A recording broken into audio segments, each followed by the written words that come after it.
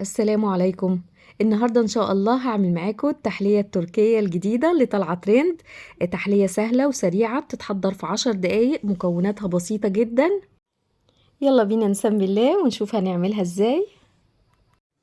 بسم الله. أول حاجة معايا كوبايتين كبار من اللبن، بستخدم اللبن الطازة كامل الدسم عشان التحلية بتاعتنا تكون غنية ولذيذة.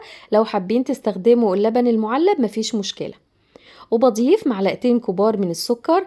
كمية السكر دي مناسبة جدا، ما تزودوش عن كده لان في سكر تاني هنضيفه للوصفة. وبضيف معلقتين كبار من النشا. لكل كوباية لبن معلقة واحدة من النشا. وبضيف معلقة ونص من الدقيق. الدقيق هو اللي بيدي القوام الكريمي. والوصفة الأساسية فيها صفار بيضة، بس أنا هنا استغنيت عن صفار البيضة. انتوا ممكن تضيفوه مفيش مشكلة، الطعم هيكون قريب من طعم الكريم كراميل. وبقلب كل المكونات ديت على البارد لغاية ما السكر والدقيق والنشا يدوبوا مع اللبن كويس قوي. وبرفع الخليط على نار متوسطة مع استمرار التقليب.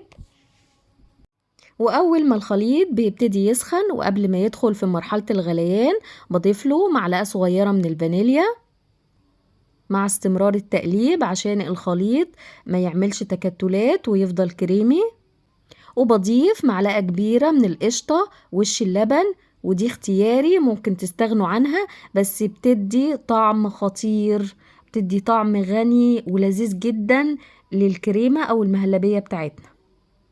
واخر حاجة هضيفها معلقة من السمن او الزبدة لو موجودة عندكم، الاصل في الوصفة الزبدة، لو عندكم ضيفوا زبدة، بس انا خلصت من عندي فاتصرفت وضفت سمنة، بتأدي نفس النتيجة والطعم بيطلع حلو جدا.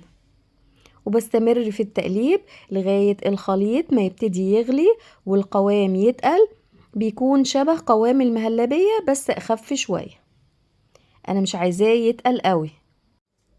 وهنا الخليط ابتدى يغلي والقوام تقل كده تمام، ده القوام المناسب. هطفي النار وتعالوا نشوف الخطوة الجاية.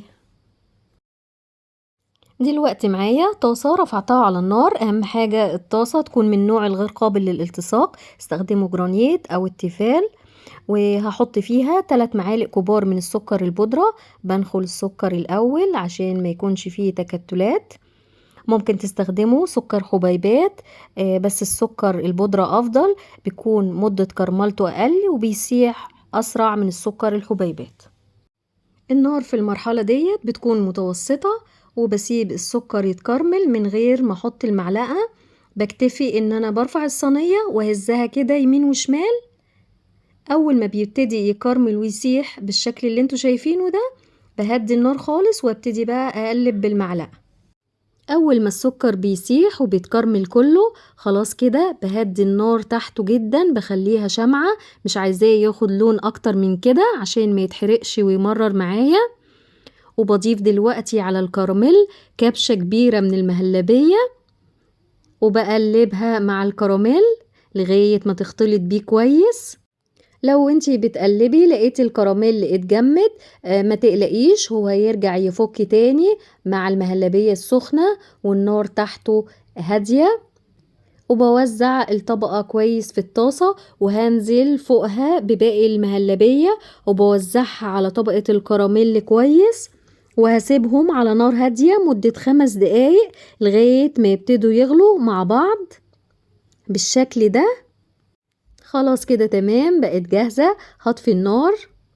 ودلوقتي عندي فول سوداني مجروش وجوز هند، هضيفهم دلوقتي على طبقة المهلبية.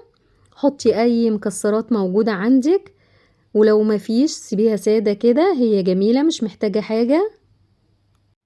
وهسيب دلوقتي التحلية القمر ديت تهدى وتبرد شوية، ولو مستعجلة ممكن تحطيها في التلاجة مدة 10 دقايق.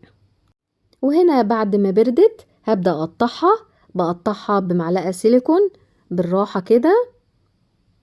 ممكن تقدميها متقطعة على شكل مربعات او تعمليها رول زي الوصفة الأصلية، بتتلف كده بمنتهى السهولة، شكلها جميل جدا، طبقات من المهلبية والكريم كراميل.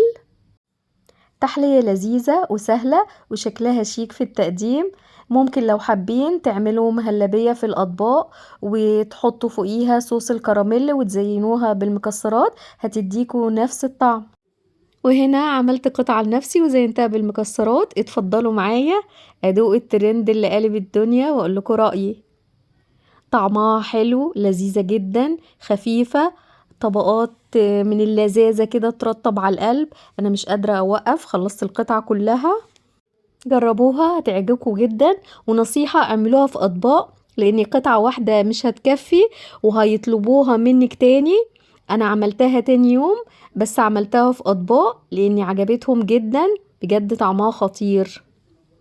وبكده اكون وصلت نهاية الفيديو، اتمنى يعجبكم. اسيبكم في رعاية الله، والسلام عليكم ورحمة الله وبركاته.